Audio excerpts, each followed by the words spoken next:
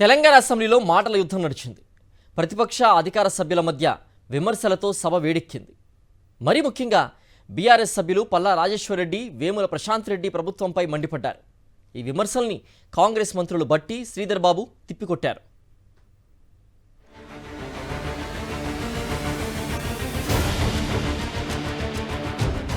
ఎన్నో హామీలతో అధికారంలోకి వచ్చిన కాంగ్రెస్ పార్టీ కేవలం 10% హామీల్ని మాత్రమే అమలు చేసిందని విమర్శించారు బీఆర్ఎస్ సభ్యులు పల్లా రాజేశ్వర్ రెడ్డి. అసెంబ్లీలో మాట్లాడిన రాజేశ్వర్ రెడ్డి, కాంగ్రెస్ ప్రభుత్వం అహంకారపూరితంగా వ్యవహరిస్తోందన్నారు. గోరంత చేసి కొండంత చెప్పుకుంటుందన్నారు. ఎవరు ప్రజాకున్నా మీరు బాండ్ పేపర్స్ ఇచ్చిండ్రు, నమ్మకం కలిగించడానికి డేట్స్ ఇచ్చిండ్రు, అదేవిధంగా డెడ్ లైన్స్ ఇచ్చిండ్రు. కానీ వాటిని ఇప్పటివరకే అన్ని అంశాల మీద కూడా పదే తప్పిండ్రు అధ్యక్ష. దరిదాపుగా ఇవాళ ఇచ్చిన హామీలలో ఒక 10% మీరు మొదలుపెట్టింది, కానీ ఆ 10%లో కూడా అరకొరగానే ఉన్నాయి తప్ప పూర్తిగా ప్రజలందరూ విశ్వాసం కలిగించే విధంగా, వాళ్ళకు ఉపయోగపడే విధంగా ఏ ఒక్క పథకం కూడా ఇప్పటిదాకానైతే పూర్తిగా చేయలేదు అధ్యక్ష. మిగతా 90% హామీలు కూడా ఖచ్చితంగా ఇవాళ చేయలే. పల్లా విమర్శల్ని కాంగ్రెస్ సభ్యులు డిప్యూటీ సీఎం భట్టి విక్రమార్క తిప్పికొట్టారు. చేసిన పనులను తాము ప్రచారం చేసుకోవడం లేదని, చిత్తశుద్ధితో పథకాలు అమలు చేసుకుంటూ వెళుతున్నామన్నారు.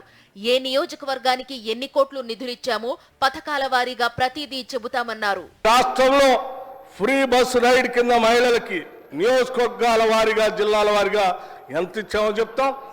బోనస్ ఎంత ఇచ్చామో చెప్తాం. 200 బల్బ్ 0 యూనిట్ల వరకు ఏ నియోజకవర్గంలో, ఏ గ్రామంలో ఎన్ని లక్షల మందికి రాష్ట్రంలో ఎంత ఇచ్చామో అది లెక్కలు ఇస్తాం. ప్రతి స్కీము లెక్కలతో సహా మీకు ఇస్తాం. మీరేం కంగారు పడపకండి. మేము చేసుకుంటూ వెళ్ళాం తప్ప ప్రచారం చేయలేదు. మీలాగా మీరు ఏం చేయకుండా ప్రచారం చేసుకుంటూ బతికేశారు. మేము బడ్జెట్లో అన్ని చెప్తాను. మరోవైపు వేముల ప్రశాంత్ రెడ్డి కూడా ప్రభుత్వంపై విమర్శలు చేశారు. బీఆర్ఎస్ 2 విడతలుగా రుణమాఫీ చేసిన దానికంటే కాంగ్రెస్ చేసింది చాలా తక్కువన్నారు. సభను ప్రభుత్వం తప్పుదోవ పట్టిస్తుందన్నారు. ఎంతసేపు బీఆర్ఎస్ మీద పడి ఏడుస్తున్నారని, స్కీమ్లు ఎంతమందికి ఇచ్చారో చెప్పాలని డిమాండ్ చేశారు. ఈ విమర్శల్ని కూడా భట్టి తిప్పికొట్టారు. మేము టీఆర్ఎస్ ప్రభుత్వంలో ఉన్నప్పుడు 2 విడతలుగా మేము రుణమాఫీ చేసిన అమౌంట్ కంటే, 2 విడతలుగా మేము రుణమాఫీ చేసిన అమౌంట్ కంటే మొన్న వాళ్ళు చేసిన రుణమాఫీ అమౌంట్ తక్కువ ఉన్నది అని చెప్పి నేను ఇక్కడ మాట్లాడుతూ ఉన్నాను. దాన్ని కూడా వివరాల ప్రకారం తీసుకొని నాకు చెప్పానండి సార్. వాళ్ళ రిప్లైలో చెప్పానండి సార్. 2 విడతలుగా పోయిన ప్రభుత్వంలో 2 విడతలుగా రుణమాఫీ చేస్తే వారు 1 విడతగా అమౌంట్ చెప్పి మొత్తం కావలసుకొని ఏదో చెప్పుకుంటా సభను తప్పుదో పట్టించే ప్రయత్నం చేసిందని నేను మీకు మనవి చేస్తా ఉన్నా సార్. ఇచ్చిన మాట ప్రకారం మేము 5 సంవత్సరాలు 6 సంవత్సరాలు పెండింగ్ పెట్టకుండా జనగామ నియోజకవర్గంలో వారి accounts, number of loan accounts అధ్యక్ష 2018లో 19,306 ఉంటే వారు 5 సంవత్సరాలు 124 కోట్లు చేస్తే మేము 2 లక్షల రూపాయలు రుణమాఫీ చేస్తామని చెప్పినటువంటి మాట ప్రకారం 263.34 లక్షల రూపాయలు కేవలం వాళ్ళ ఒక్క నియోజకవర్గంలోనే 28,590 అకౌంట్లకి వేసిన అధ్యక్ష.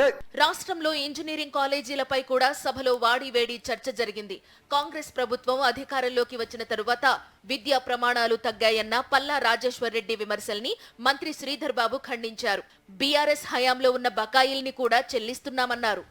సంవత్సర కాలంలో ఉన్న బకాయిలు కావు, వారి సంవత్సరంలో 5 సంవత్సరాల పాటు బకాయిలు ఇవ్వకుండా పెట్టింది ఎవరితో పాపమంతా మా పైన వేసి మాట్లాడితే ఎట్లా అధ్యక్ష?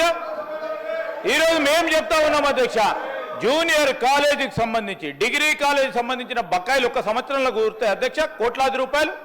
వారికి తెలిసి విషయాలు ప్రక్కదారి పట్టకుండా వారికి తెలిసిన అంశాలు కూడా ఏ సంవత్సరంలో బకాయిలు నేను చెప్పమన్నాడు అధ్యక్ష.